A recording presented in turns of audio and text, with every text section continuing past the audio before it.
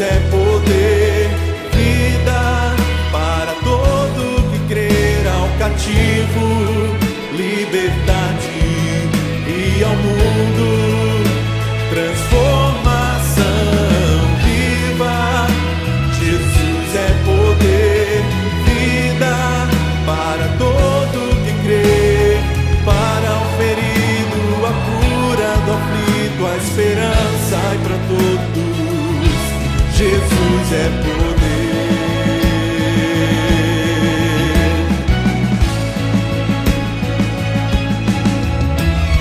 Lágrimas e aflições não poderão impedir a palavra que vence o mundo e a morte. Cristo Jesus é poder. Viva! Jesus é poder. Para todo que crer, ao cativo, liberdade, e ao mundo, transformação viva. Jesus é poder, vida para todo que crê, para o ferido, a cura do aflito, a esperança e para todos. Jesus é poder.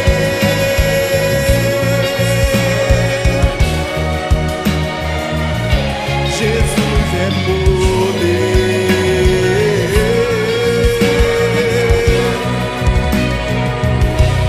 Jesus é poder.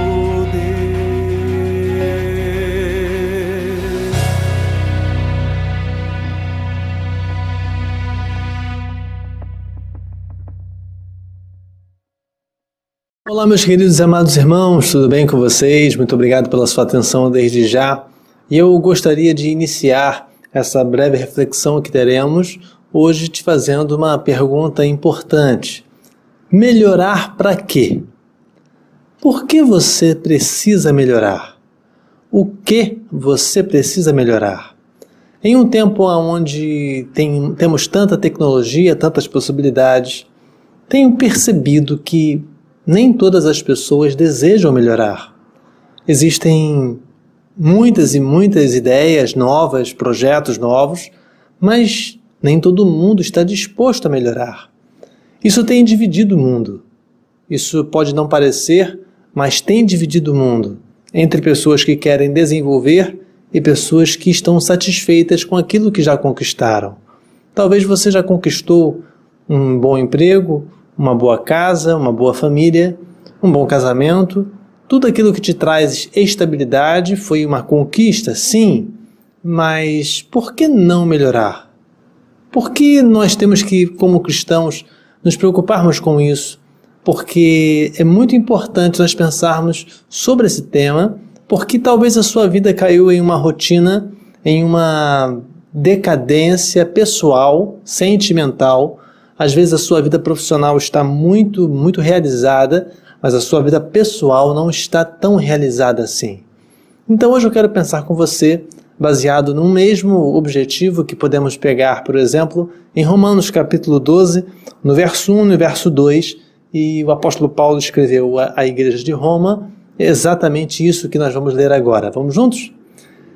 Rogo-vos, pois, irmãos, pela compaixão de Deus, que apresenteis os vossos corpos em sacrifício vivo, santo e agradável a Deus, que é o vosso culto racional. E não sede conformados com este mundo, mas sede transformados pela renovação do vosso entendimento, para que experimenteis qual seja a boa, agradável e perfeita vontade de Deus. Então, hoje eu quero pensar com você, já que você conquistou algumas coisas. Talvez você conquistou uma casa própria, um casamento bem equilibrado, filhos maravilhosos, uma família maravilhosa. Tudo isso você já conquistou ou não, mas não importa as suas conquistas do passado, sempre é necessário melhorar.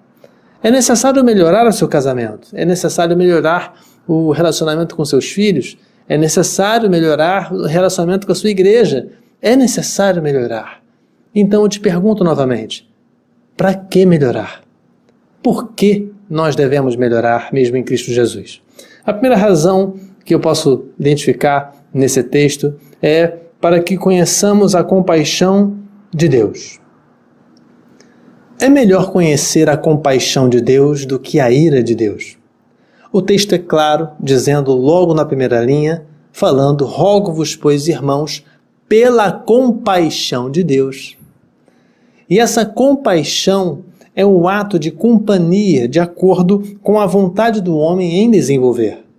Então, quando Jesus Cristo estava lá na Galileia, um tempo antes, e várias vezes nos evangelhos estava escrito lá que Jesus Cristo teve compaixão daquela multidão, é porque aquela multidão, ao se esforçar e estar perto de Jesus, todas as vezes que havia uma multidão, mesmo com aquelas pessoas em dificuldade, Jesus teve compaixão delas. Por quê?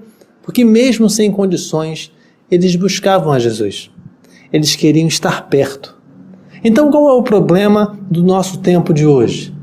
No nosso tempo, nós temos muita tecnologia, muito conhecimento, muita educação, mas falta um pouquinho de vontade de todos os cidadãos em querer melhorar, em querer ser um cidadão melhor, em querer ter uma consciência social um pouquinho maior.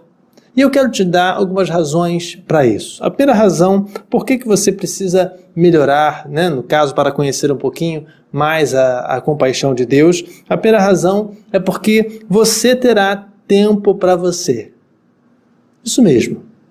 Todas as vezes que você se aproxima de Jesus e a compaixão de Deus se manifesta, a primeira coisa que acontece é que Deus te dá condições de ter tempo para você. Você já percebeu quanto tempo você não tem tempo para você? Às vezes a gente trabalha, estuda, pensa e no fundo não temos um tempo para nós mesmos. Não temos um tempo para refletir sozinhos na nossa vida. Às vezes vivemos a vida no automático e essa vida no automático prejudica de forma grandiosa a nossa vida pessoal. Então, se você buscar a compaixão do Senhor, se você buscar melhorar, a compaixão do Senhor vai se manifestar. E o primeiro presente que Ele vai te dar é dar um tempo para você mesmo. Você precisa ter um encontro com você mesmo. Se você não tiver esse encontro, você não será capaz de amar o próximo. Você não será capaz de manifestar o amor de Deus para outras pessoas, porque você ainda não se encontrou. A segunda razão principal é que Deus vai dar possibilidade de você aumentar o seu sucesso. Talvez você esteja buscando sucesso na sua vida profissional, sucesso na sua vida pessoal, mas esse sucesso só vem com foco. E a partir daí, perante a palavra do Senhor, em Romanos capítulo 12, podemos aprender claramente que uma das principais ideias sobre a compaixão de Deus e sobre a possibilidade de conhecermos a compaixão de Deus é exatamente a capacidade de sucesso. De que maneira podemos melhorar? Primeiramente, nós temos que conhecer a compaixão de Deus. Não há possibilidade de você melhorar sem conhecer a compaixão de Deus. Por quê? Porque você não consegue fazer absolutamente nada sem a bênção dele. Hoje você está vendo esse vídeo porque o Senhor permitiu você ver. Ele te deu olhos, Ele te deu ouvidos, te deu possibilidades, te deu ar para você respirar. Isso tudo depende dele, nós somos dependentes dele. Então, não adianta você buscar o sucesso na sua vida pessoal, profissional, que seja, se você não estiver acompanhado da compaixão de Deus. A terceira razão para você também melhorar é que a sua visão de mundo vai se elevar. Uma coisa é você ver o mundo como todos veem. Outra coisa é você ver o mundo do jeito que Deus quer que você veja. Muitas vezes nós não queremos ver a nossa família do jeito que é a realidade. Ver o nosso trabalho do jeito que é a realidade. Mas não sei se você já teve a oportunidade de subir em uma alta montanha e ver a sua própria cidade de um outro ângulo. Você vê como ela é bela. Aqui, por exemplo, na cidade de Cabo Frio, nós temos aqui o Morro da Guia, onde dá para ver praticamente a cidade toda de Cabo Frio e é um outro ângulo. Nós conseguimos ver uma cidade plana de uma montanha no meio da cidade. dá para ver de um outro ângulo. Então isso também precisa acontecer para que você possa melhorar. Para melhorar, você precisa mudar a visão dos seus problemas, a visão dos seus desafios. Precisa mudar o ângulo de visão, da onde você está errando, aonde você está errando porque não está conseguindo ter sucesso na sua vida pessoal ou profissional. Talvez você esteja sonhando com alguma coisa, algum desejo, uma promoção, algum sucesso particular. Para isso, é necessário mudar a visão, mudar o ângulo da onde você está vendo o problema que você está enxergando. E aí você vai então caminhar para a maravilha de servir ao Senhor, que é caminhar para uma solução. Aqui no caso, o apóstolo Paulo, em Romanos capítulo 12, ele faz uma orientação, mas é um pedido, quase implorando. Rogo-vos, pois, irmãos, pela compaixão de Deus. Você está interessado em conhecer a compaixão de Deus? Bom, se você não está interessado em conhecer a compaixão de Deus, você vai conhecer a ira. É desse jeito. Ou nós conhecemos a compaixão do Senhor, ou conhecemos a ira. E eu acho melhor nós conhecermos a compaixão do Senhor, com certeza. A segunda razão, por que você precisa melhorar. Por que é necessário melhorar? Para que é necessário melhorar, pastor? A segunda razão é para termos uma vida melhor. Para termos uma vida melhor. Se eu te perguntar, você quer ter uma vida melhor? Sim, claro, todos nós queremos uma vida melhor. Mas então por que tantas pessoas não lutam por uma vida melhor? Por que tantas pessoas não vão em frente? Às vezes desistem na primeira dificuldade, na segunda dificuldade. De que maneira nós podemos ter uma vida melhor? Eu me lembrei esses dias que logo no início do meu ministério aqui na igreja, eu tive um encontro com uma senhora da igreja, uma senhorinha bem idosa, e eu perguntei para ela, irmã, senhora, como é que a senhora está? E ela logo falou assim, pastor, eu estou muito cansada, e começou a reclamar da vida, começou a reclamar.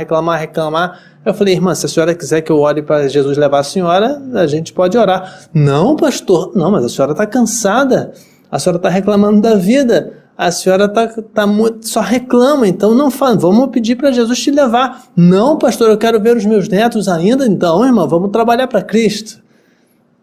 Pare de estar reclamando às vezes pelas bênçãos que você tem.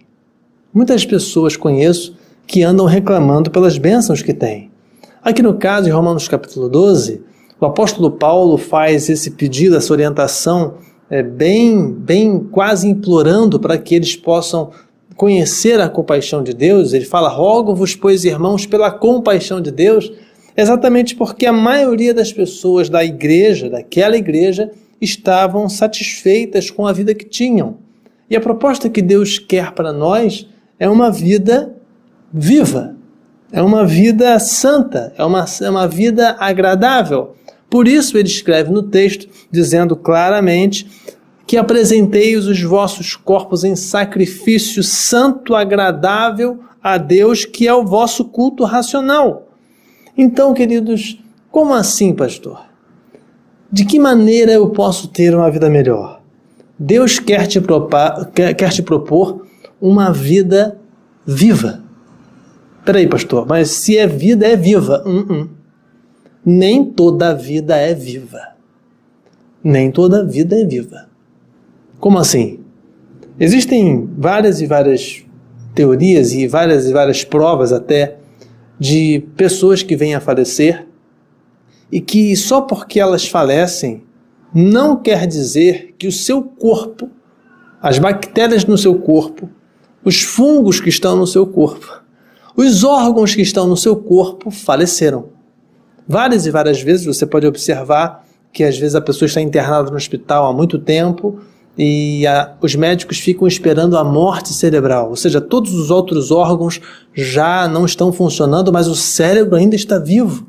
Mas a pessoa já está inconsciente há muito tempo, mas eles estão aguardando a morte cerebral. Por quê? Porque só porque você às vezes pensa sobre a vida ou sobre a morte, não quer dizer que seja por completo. Então, eu quero te dizer, querido, que existe sim muita gente viva, mas que está com o seu ânimo morto. que está com a sua vontade de viver muito desanimada, está muito fora da vontade do Senhor. Por quê?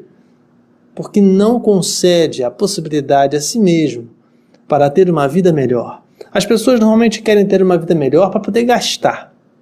As pessoas querem ter uma vida melhor para poder fazer o que querem, ter libertinagem e não liberdade, querem ter libertinagem. O cara quer beber, o cara quer fumar, o cara quer cheirar, o cara quer fazer tudo o que ele quer na cabeça, ele quer ter todo o dinheiro do mundo, quer fazer tudo o que ele quer, mas isso não é vida. A vida real é o que o texto de apóstolo Paulo, a Romanos capítulo 12, fala, que vocês tenham uma vida viva, que isso exige sacrifício, e também uma vida santa e agradável a Deus. E isso é o culto racional. Então, não confunda as coisas. Se você quer ter uma vida melhor, envolve a vida em Cristo, envolve a santidade em Cristo, envolve a estar agradável a Deus e envolve o seu culto racional ao Senhor. Então não adianta você pensar assim, vou estudar 12 horas por dia para ter uma vida melhor ou para dar uma vida melhor para os meus pais, para dar uma vida melhor para a minha família. Às vezes você vai estudar 12 horas por dia, passar num concurso e não receber. Passar 12 horas por dia estudando, passa num concurso e esse dinheiro que é alto, em vez de trazer bênção, traz maldição. Traz problema para dentro de casa. Então, querido, tenha atenção com que tipo de vida você está querendo. Jesus Cristo morreu na cruz por você para você ser livre e não preso a um emprego, não preso a uma situação, não preso a uma instituição. Não, Jesus Cristo morreu na cruz para você ser livre. E essa liberdade é uma das coisas que o ser humano mais quer tirar do outro.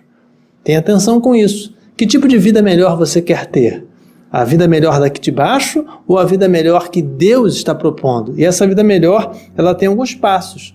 Ela exige que ela seja viva em Cristo Jesus, que ela seja santa, ou seja, separada, que ela esteja agradável tanto para Deus quanto para você, e isso sim vai ser o seu culto racional ao Senhor. Uma outra razão também porque nós temos que melhorar, e a terceira razão, é para que os prazeres da vida não tirem a nossa responsabilidade. Os prazeres da vida não tirem a nossa responsabilidade. Nós estamos vivendo agora um momento difícil na nossa sociedade, principalmente na nação líder do Ocidente, que é os Estados Unidos da América. E eu achei interessante um dado que eu quero falar com você sobre responsabilidade, e principalmente pelo conceito. Eu não sou norte-americano, não tenho esse título, não nasci lá, sou brasileiro com muito orgulho. Eu também não posso falar muito porque não sou nativo daquele país, mas eu observei uma coisa, já que estamos aí nesse meio de tantas polêmicas em meio à eleição americana. Eu achei interessante o número de pessoas que não foi votar. Eu, nas minhas pesquisas, observei que as eleições americanas já começaram alguns dias atrás e ainda tem um tempo aí para terminar, algumas coisas ainda a serem definidas. E, no caso, foram votar dos 300 milhões de habitantes. Apenas 137 milhões de habitantes foram votar.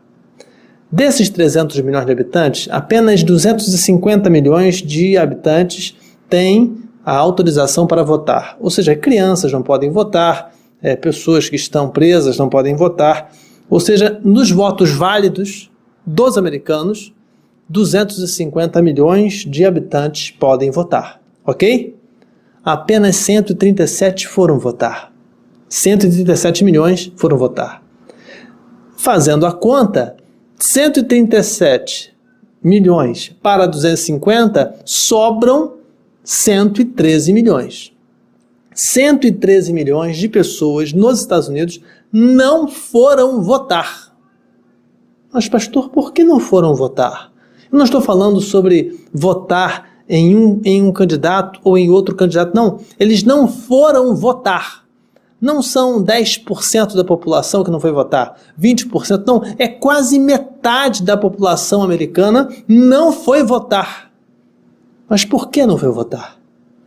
Porque estava em casa. Estava em casa, vendo o circo pegar fogo, exigindo coisas, não querendo se envolver, não querendo exercer o seu direito de cidadania, e estão em casa, de boas, não querendo se envolver, isentando-se da responsabilidade de ser um cidadão. E no caso, isso coloca a própria democracia do país em xeque, em risco. Por quê? Porque em uma democracia, em um país democrático, não há possibilidade de ter uma visão clara daquilo que vai acontecer no futuro se o cidadão não tiver responsabilidade.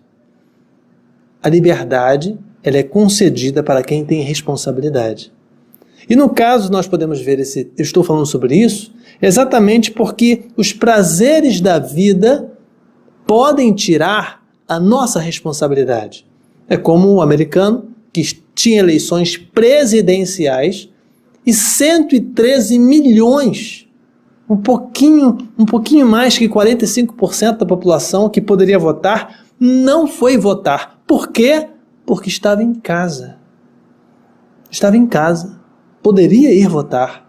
Poderia participar do pleito, poderia participar, dar a sua colaboração, poderia exigir depois, porque se participou tem o poder de exigir, mas não, preferiu ficar em casa, nem participar. E olha que o voto lá pode ser mandado pelo correio. Aqui no Brasil não existe isso, de você mandar o voto pelo correio. Lá não, lá você pede uma cédula, a cédula vem para sua casa, você manda pelo correio.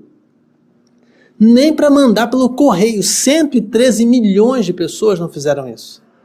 Meu querido, se você quer ter uma vida melhor, você não pode fazer isso. Se você quer ter uma vida melhor, você precisa assumir as suas responsabilidades e não se esconder atrás dos prazeres.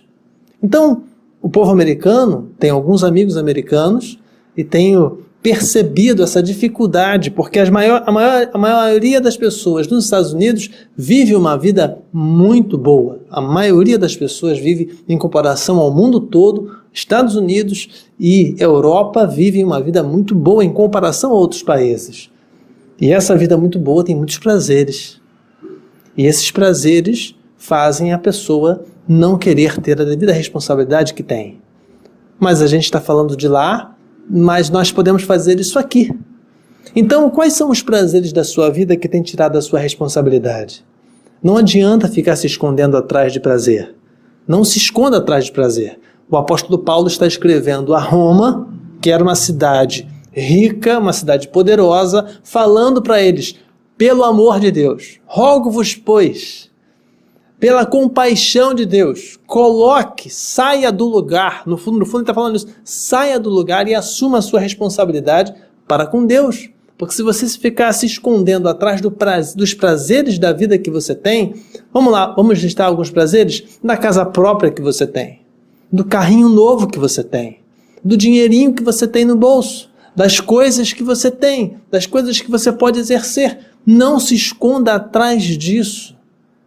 Esse é o sacrifício real para uma vida melhor. Se você se esconder, se você se conformar com os prazeres do mundo aqui de baixo, você não irá transformar a sua sociedade. Você não vai ser capaz de falar do amor de Cristo para outras pessoas. Então não se conforme com os prazeres deste mundo. Não faça isso, porque o resultado vai ser difícil depois. A própria democracia americana está em risco. E essa democracia americana, que era, né, até pouco tempo atrás, era referência para o mundo todo, ela está em risco não por causa de um inimigo externo, uma nação querendo invadir, não, pela irresponsabilidade de muitos que não foram e não vão exercer o seu direito de cidadão. Então, querido, não queira depois pedir a Deus ou até mesmo exigir do Senhor um sacrifício maior, porque isso é responsabilidade nossa. Não negocie, não permita que os prazeres da sua vida tirem a sua responsabilidade. Uma outra ideia e última ideia que nós podemos destacar sobre uma vida melhor está claramente, e por que devemos ter esse pensamento, para que o pecado não consuma a nossa alegria. Para que o pecado não consuma a nossa alegria. Eu não sei como está a sua alegria. Às vezes você quer ter uma vida melhor e não sabe como fazer. Mas normalmente, quando nós queremos ter uma vida melhor, e para que queremos ter uma vida melhor, existe sempre algum pecado travando a nossa vida. Sempre existe alguma coisa que está aprisionando essa felicidade que Deus está reservada para nós. Eu quero então te pedir, querido, que você possa olhar com muito carinho para a sua vida pessoal e observar quais são os seus pecados, quais são as suas falhas, quais são as suas dificuldades, clamar ao Senhor e lutar contra elas. Não adianta você permanecer com uma vida espiritual superficial e querer bater de frente contra as dificuldades da vida e esperar uma vitória, porque os pecados que nós temos, eles consomem a nossa energia. Eles consomem a nossa energia em buscar o melhor, em buscar uma vida nova. Eles consomem a nossa energia. Então, se você tem algum pecado secreto, algum pecado pessoal, algum pecado antigo, este pecado precisa ser resolvido. E esse pecado é resolvido com oração, com leitura bíblica, com santificação, escutando louvores, resistindo às tentações, e assim vai, o tempo vai passando e você vai ficando cada dia mais forte contra este pecado.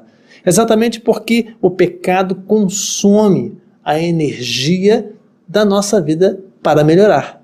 Então, quanto mais tempo você demorar para tomar uma decisão e combater este pecado, mais difícil será a sua vida.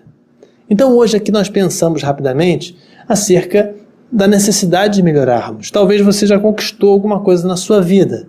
Talvez alguns prazeres da vida você já tenha. Mas uma coisa é certa, é necessário pensar. Melhorar para quê? Por que eu preciso melhorar? Baseado em Romanos capítulo 12, nós vimos a primeira necessidade é porque nós precisamos conhecer a compaixão de Deus. Depois, para termos uma vida melhor. Depois, para que os prazeres da vida não desequilibrem a nossa responsabilidade. Nós não podemos permitir que os prazeres da vida, ou seja, aquilo que nos concede conformidade, é fácil. Aqui tá bom. Já conquistei o que eu precisava, uma esposa bonita, filhos bonitos, um emprego legal, uma igreja legal, um carro legal, uma casa legal, tá tudo bem, vou ficar aqui, vou aposentar aqui, tá tudo bem, vai dar ruim. Lá na frente, você vai ver que vai dar ruim. Então não faça isso, não permita que os prazeres não estejam conformados com este mundo. Não esteja conformado com este mundo, não são com as coisas ruins, são com as coisas boas deste mundo. Não esteja conformado, ou seja, não se assente, não fique confortável com essas coisas, porque essas coisas podem custar a sua felicidade. E a outra razão por que nós temos que melhorar cada dia mais é porque o pecado ele consome a nossa alegria. Talvez você esteja vivendo uma situação de pecado pessoal que está consumindo a sua alegria. Eu quero te dizer, querido, Jesus é contigo e você tem o Senhor à sua disposição para te ajudar, mas você tem que querer. Você quer sair disso? Você precisa pensar sobre isso, porque senão a sua vida vai ficar rodando em ciclos e você não vai conseguir sair do lugar e muito menos melhorar. Peço a você que, por favor, reflita nisso e pense, mova a sua vida para Cristo, e isso pode te ajudar muito. Vamos fechar nossos olhos e agradecer ao Senhor e pedir ao Senhor forças por aquilo que nós já conquistamos, mas precisamos melhorar. Vamos juntos? Feche seus olhos. Pai, nós te clamamos perdão pelos nossos pecados e nossas falhas, e quantas vezes, Senhor, nós podemos melhorar e não queremos. Nos acostumamos com as coisas que temos, nos acostumamos com o salário fixo que temos, com o dinheirinho que temos, com a casa própria que temos, com o carrinho que temos, com a nossa família, com a nossa vida estável. Ó Senhor, às vezes nós nos conformamos com as coisas boas deste mundo e caímos em armadilhas muito terríveis. Eu te clamo, Senhor, retira do povo, do teu povo, esse conformismo. Retira, Senhor, do teu povo essa vontade de permanecer do jeito que está, do jeito que está tudo bem. Não, Senhor, nós sabemos que nós não temos esse direito em Ti, porque o Senhor quer algo melhor para nós. Só que para isso é necessário sacrificarmos o nosso tempo, a nossa dedicação, o nosso amor, às vezes a nossa companhia. Ó Senhor, vem com a Tua misericórdia sobre nós e concede-nos, Senhor, as Tuas bênçãos para que possamos melhorar, como pessoa, como seres humanos, como família, como pais responsáveis, pessoas, Senhor, que têm a responsabilidade de viver na sociedade para melhorar. Usa-nos, Senhor, para que a sociedade possa melhorar dia após dia e possamos viver juntos na Tua paz, na Tua alegria. Abençoa, Senhor, o nosso país, que está aí vivendo essa situação das eleições também, que o Senhor possa incomodar, Senhor, essas pessoas que não querem participar desse momento tão importante de cidadania, que precisamos ter a nossa opinião, temos o direito e exercer o direito do voto para a manutenção da democracia no nosso país. Esteja conosco, abençoe a nossa vida em nome de Jesus amado. Amém. Amém, queridos? Então, vamos juntos nessa empreitada, sempre querendo melhorar. O preço é alto, o preço não é barato, mas o Senhor é conosco e Ele nos dá a capacidade sempre de melhorar na nossa vida pessoal, na nossa vida profissional, na nossa família, no nosso casamento, sempre tem algo que pode melhorar. Esteja disposto, seja humilde e Deus vai te abençoar ricamente. Deus te abençoe e te guarde e faça você cada dia mais dedicado, melhor, numa vida feliz e plena. Felicidades!